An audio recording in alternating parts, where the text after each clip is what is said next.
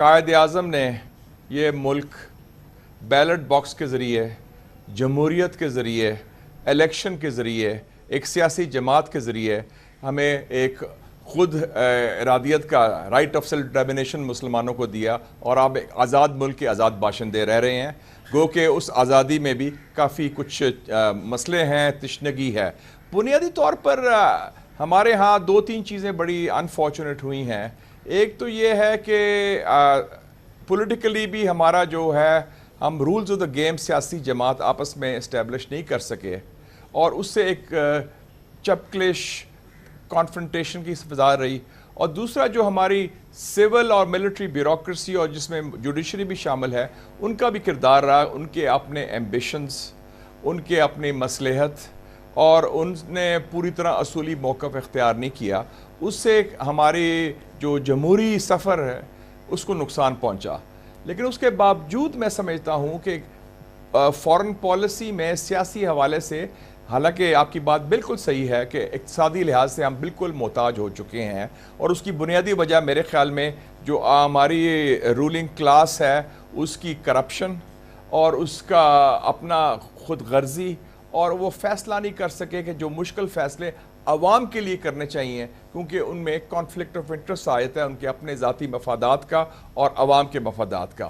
لیکن اس کے باوجود سیاسی حوالے سے میں کہوں گا فارن پالیسی میں ہم نے کافی حد تک، جہاں ہمارے کور مفادات تھے خارجہ پالیسی میں، اس میں ہم نے اچھے طریقے سے تحفظ بھی کیا، چاہے فوجی حکومت ہو، چاہے سولین حکومت ہو۔ اور دوسرا یہ ہے کہ ہم بہت دیر تک نیشنل سیکیورٹی سٹیٹ، قومی سلامتی ریاست بنے رہے ہیں، بنکرڈ اپ۔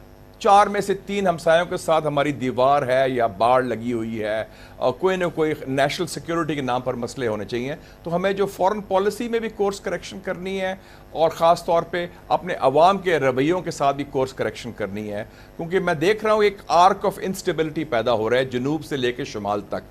گوادر سے شروع ہو رہا ہے، بنو جا رہا ہے، بنو سے پارا چنار جا رہا ہے، اور پھر اس میں گلگت بلتستان اور کبھی کبھی آزاد کشمیر تک اس کی پہنچ رہی ہے، یہ خاص طور پہ عدم استحکام کے حوالے سے۔ تو اس کو ہم نے ٹھیک کرنے کی پیداوار ہے۔ Pakistan Quaid Azam was not a general, Quaid Azam was not a جج، Quaid Azam was not a bureaucrat, Quaid Azam was not a feudal, Quaid Azam was not a factory owner, Quaid Azam was not a cleric. وہ ایک وکیل تھے، ایک سیاستدان تھے، ایک سیاسی جماعت کے قائد تھے۔